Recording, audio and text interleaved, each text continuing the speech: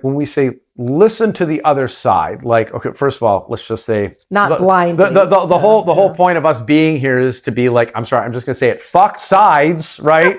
We're all standing on the same pavement. You might be on the left side of the pavement, sides, you might be on the right side of the pavement, but we're all standing on the same pavement.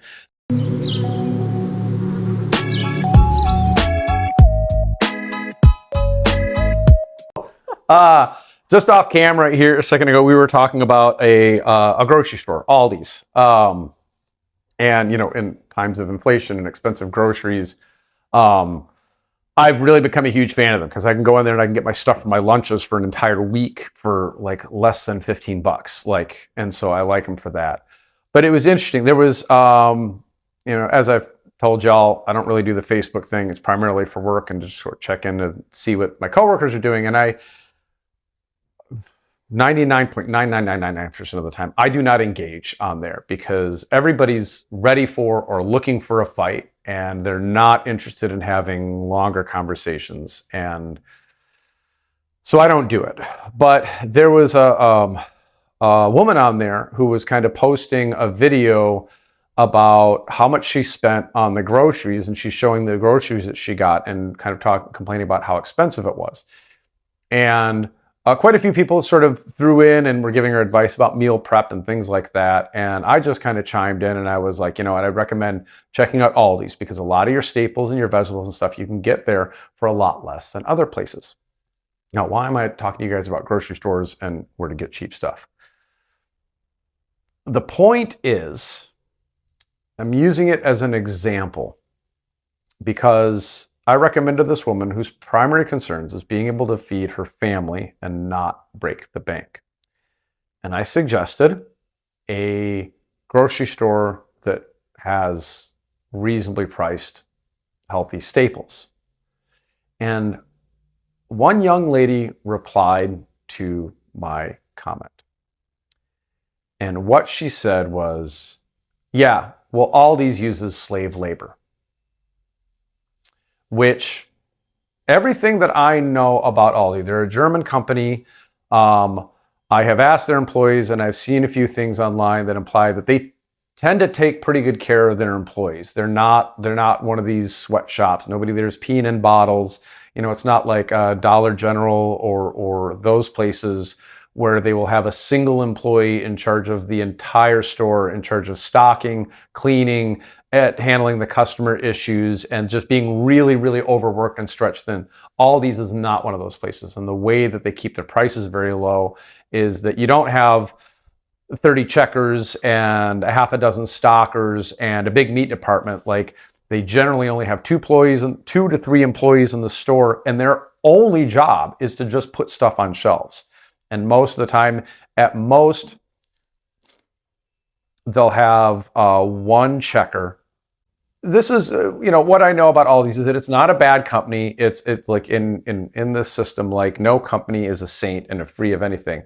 But as far as businesses go, Aldi's is not a bad one, right? And it offers good quality products at reasonable prices. I sound like I'm doing an Aldi's ad. That's not the point.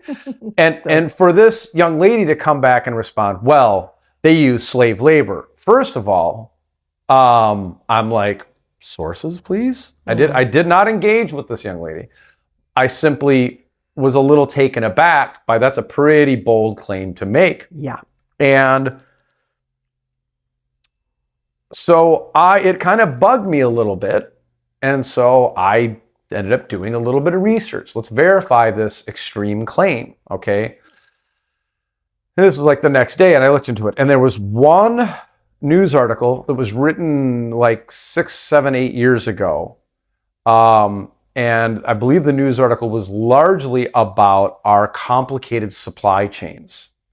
And the news article found that one of the suppliers that Aldi used somewhere in their supply chain, they were using prison labor to produce and or package some stuff. Mm. And that was not the point of the article, but that was discovered in the process of writing the article.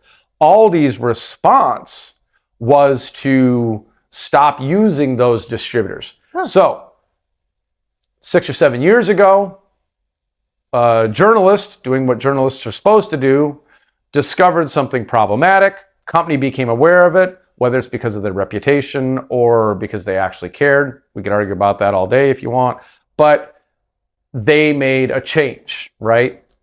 But here we are. Ideally how it should work all the time, right? But here we are, almost, 10 years later, okay? And you've got one person in need on social media, another person, as well as many others, trying to offer them a suggestion that might help them, okay? And then you got somebody who, and I did a little bit of a stalking on this person. I look at them. They live on a farm. They grow their own food. They have a bunch of animals. They're a stay-at-home spouse who does arts and crafts. Okay, so this person is, and no judgments against this person. It sounds like they have an absolutely wonderful life, right? But they're not struggling. Okay, right. So they can't really follow how it feels to be struggling for this other person, right? And maybe the woman who was saying, I need help, I can't afford this stuff, and they're like, oh, well, it sounds like that Aldi's is a cheap place for me to get my groceries. Oh, but they use slave labor. Now you've given that person, you've taken a solution that was offered and gifted that person a moral dilemma, because there's this lady who's struggling to feed her kids and keep her house going, going to take an hour to do a deep dive and find out, do they actually use slave labor or whatever. And the kind of the point the young lady that said, well, they use slave labor. There was a small back and forth, and I came back and I said, listen, I took your claim seriously, and I did a little bit deep dive, and it turns out that it was the case. Aldi's was not aware of it. They were made aware of it, and they made changes. And she came back looking for more of a fight. Well, so why? So probably because she feels threatened as a farmer by places. No, I'm not even going to go that. No, I'm not even go that far with it, because she's not a farmer. They have a farm. There's a difference between a farmer and living on an old farmhouse where you grow a little garden for yourself. Yeah. To me, it was, and looking at her other posts and where her political line was, to me, it was, she had a narrative, she had a worldview, she had a set of beliefs. And some random dude with a beard on the internet pushed back against those beliefs. And her automatic response was defensive, okay, and antagonistic. The whole reason I brought all of this up, okay, is to reiterate how toxic and non-productive social media is. Okay, as one point. Okay, yeah, can be. Okay, but is the majority of the time. Nowadays, yeah. The majority Unfortunately, of the time. in the early days, it was actually pretty cool. But we're talking about today. Yes. Okay. Getting salty. Because I'm trying to go someplace, and I've already dragged myself far enough off of it. I don't need your help dragging the cart into the ditch. But so there was that one thing, because that's a thread that we have covered. We beat that dead horse, but it is something that we always need to be aware of. That is where the majority of social media interactions end up going, unless it's just a love fest and an echo chamber of everybody agreeing on a particular post, because we've all seen those, right? Where there's no disagreement. It's either one of those, or it's one of these back and forth, tit for tat, tit for tat, tit for tat. Fights, and the interesting thing about this young lady is that when I looked at the other kinds of things she posts and the other ways she's chosen to represent herself online, I am inclined to believe that we are fairly similar with how we see the world. Okay. Interesting. But now here we are arguing with each other, okay, because I dared to try and tell her that she was spreading misinformation. Because brass tacks, that's what it was. She was spreading misinformation. Okay? Right. And that is not, she is somebody who truly believes she was not the kind of person to spread information, but she was. And misinformation comes from the left, it comes from the right.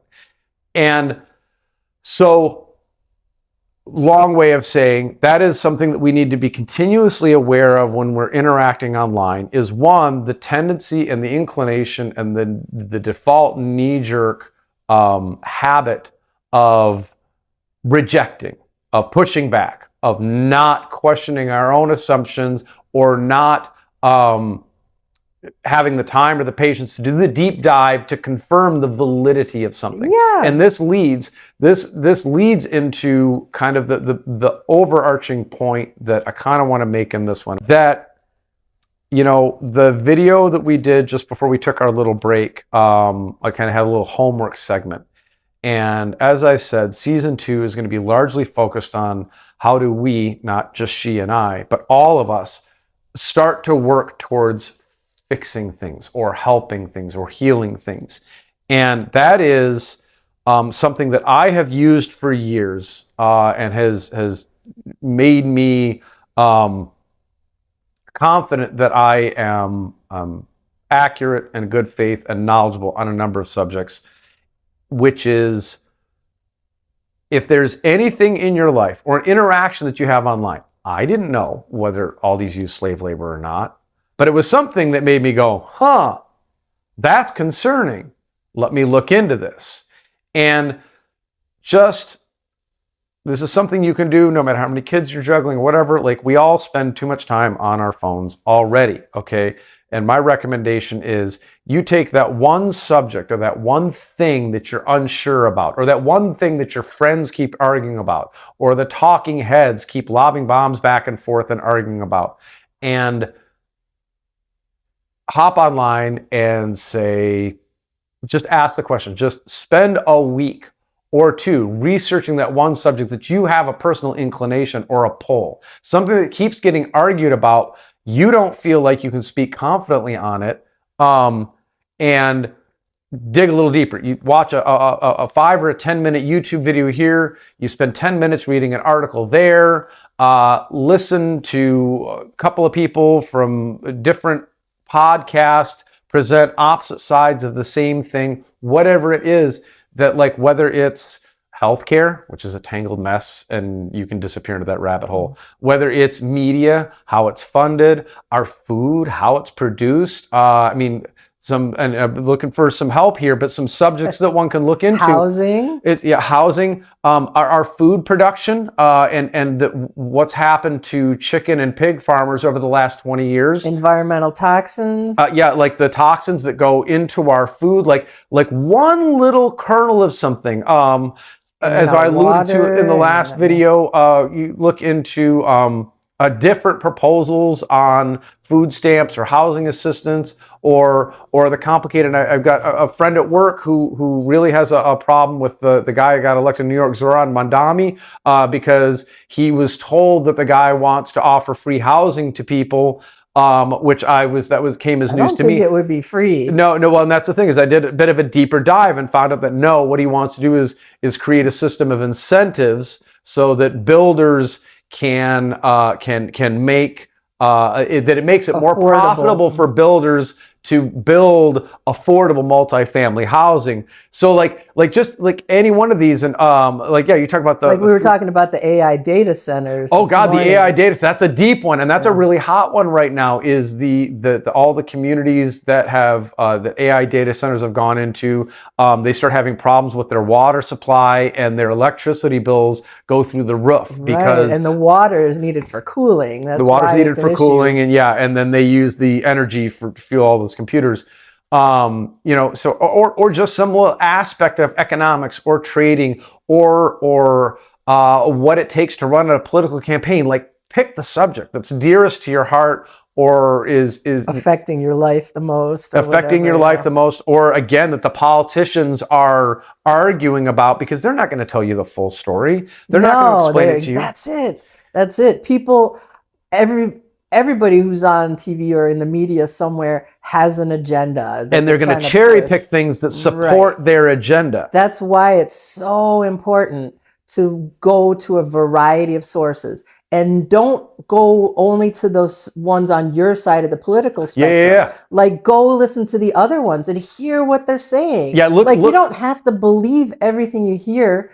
But just have the patience to listen to the other side and see, are there any points that they're saying that you didn't know about that are worth looking into? Are there any points that you might even actually agree with or share their concern? On that's a really good point. And when we say listen to the other side. Like, okay, first of all, let's just say Not blindly. The whole point of us being here is to be like, I'm sorry, I'm just gonna say it. Fuck sides, right?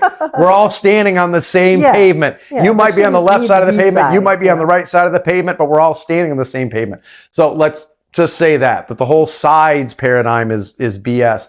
But it's something that has forced me to grow and evolve my opinions a lot. That, like, let's say you are somebody who has strong left leanings or strong right leanings in your political ideology, and now you're going to do one of these deep dives and you kind of want to become a little armchair expert on something that politicians keep arguing about. And when you go to listen to that other side, one of the most important things that you've got to remember is, if you're listening to somebody who is coming at it from the opposing side to your point of view, you are going to hear things that make you go, oh, that's BS. There's no, okay. Or triggering but somehow, that are triggering in some way, okay? But really, and this is, I cannot stress this enough. Go, okay, roll my eyes, but I'm gonna keep listening, because inevitably, if you're listening in good faith with an honest sense of curiosity, eventually they're going to say something, you're going to go, ooh, actually, that's kind of a good point. They've got a leg to stand on that one that I hadn't considered. And for some of us, if we've been kind of stuck in some echo chambers, that's going to be really tough to start with, but it gets easier and easier and easier.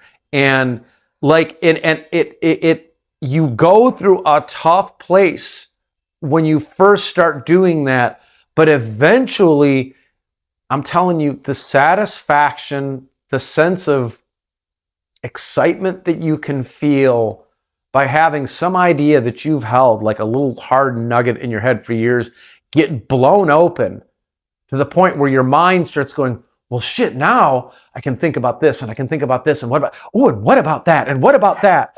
Because challenging your preconceived views and notions and assumptions about who people are or what is right for the world, it becomes kind of addictive. And at all of this, you will still stay true to your core beliefs about ethics and integrity and what is and is not right. It's like when I talked in that one other video about, like, your world gets just a little bit bigger, gets just a little bit bigger, gets a little bit bigger. And it is through this open curiosity that your mind gets bigger, your soul gets a little bit bigger, your imagination gets woken up. But it is within this space that now it becomes that much easier for you and I and all of us to have deeper, more meaningful conversations with people who have had different lived experiences. And it is in these spaces that we start talking about ideas and ways to improve things that I can guarantee you the politicians aren't talking about. I can guarantee you the cringe, extreme podcasters are not talking about, that, like, the media is not presenting to us. But we, the people, start having these conversations over the kitchen table and start finding common ground and solidarity with people that we thought were our enemies because we were told they were our enemies. Yeah, well, the politicians are not solving the problems, period, end of story. No. So we have to step up and do that as the people.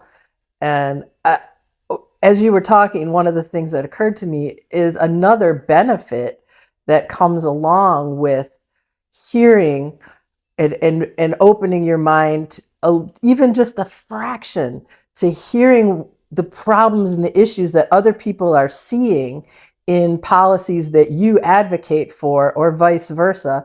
You're also letting go of your investment in this approach, like your investment in being on team A or team B. Because that is, you can become independent. You don't have to be on truly team independent. A or team B. You can go, you know what? Fuck the whole teams idea. Yep. I want to solve this problem so that it works for me, it works for people in my community and for the community next to us, and for the people who work hard for a living every day. There is a lot of, as you say, if you guys want another thing to do some homework on, there's actually a lot of research that backs up kind of what you're saying. There's that and I can't remember the terminology they use, but like we fall in love with ideas. You start like just in your personal life, you've got a plan. Like I need to be building some fencing from around my house here, and initially I was kind of in love with the idea of using a certain method to accomplish that, right? But then because I was willing to let go of my love for that one idea, I discovered a much cooler thing that I'm going to be implementing this next summer. And when it comes to our worldview and politics and everything else, there's the term that you can do a little bit of a deep dive on is something called the sunk cost fallacy, which is that like you have fallen in love with a particular idea or set of ideas, and you've invested so much of yourself and your personality into it that to question this set of ideas means that you have to question yourself. And that's a kind of a scary thing to do initially. But as I said before, like the more comfortable you become with that, and the more averse you become to the sunk cost fallacy or confirmation bias. There's another thing we're doing a little research on. Or like all in on poker game and a hand of poker. Like you don't have to be all in on politician A or politician B. Like they're not you. They're just this other person who happened to win a political campaign for whatever reasons, because more money was spent on them, or they had better slogans in their campaign, or they had, more influential people on their side, but it doesn't mean that they're great. Or that they had a very strong grassroots local community that supported them. Well, that would be the ideal. Because we have a few of those going on in the country right now, and I'm hesitant. Well, thank God. I'm hesitant to bring up the names because they do tend to the majority of these do tend to fall on one side of that political divide. Okay, and I know more than a few people who are not happy with those politicians or the ideas they're proposing, but guess what? They're not your politician. They represent that community, okay? Right. And so if you have one of these politicians, whether they're on your side or not, who has large grassroots support, like you don't necessarily have to love or hate what they stand for. Maybe just look for the reason why so many people might love them. What is it that they're bringing? And that's one of the reasons that I try not to really like obsess about it, but that's one of the reasons that I have softened my view on those who love and support Donald Trump, because there were parts of his message, there are things that he gave voice to that nobody had in American politics. And that is something that a lot of working class people who've been left behind were like, finally, somebody's pointing that out. Right. And so it would be delivering on it. Yeah, 100%. and that's as I've mentioned, that's one of the problems I've had is that he's not delivering in a way that I really think is going to benefit those people, but he gave voice to it. And so it's an appeal to those who are on that left side of the spectrum to really be willing to be critical of oneself and say, what was it that this dude was saying? If you just want to say he was it's just because he gave them permission to be racist, again, the numbers tell a different story, because a large number of the people that voted for him twice also voted for Barack Obama twice. Okay. And so that narrative falls apart. So what else is there in what he's offering that made these people throw their support behind him? And don't fall so much in love with the easy answer. Be willing to question your assumptions about who this candidate is or what they're offering or who these people are or what they're offering. And again, lean into that homework thing. Start trying to expand your beliefs and your assumptions, and open it up a little more. And again, you can do this 5-minute video here, 10-minute video here over the course of 2 weeks. If once or twice a day, I cracked Llewellyn up earlier, I call it poop research. When you're sitting on the can, you got your phone in your hand, we know you do, spend 5 minutes watching a video that explains any one of these subjects that we've covered or any other one that comes up and appeals to you. And through that, remember, The goal is to actually learn, not what other people are saying, but learn what the people on your side are saying, the other side are saying, the experts who don't seem to have a stake in one camp or another, until you really truly feel like you get it. And that puts you in a better position to educate and discuss fairly and start to, again, we can have better conversations that are more substantive, that work better to actually,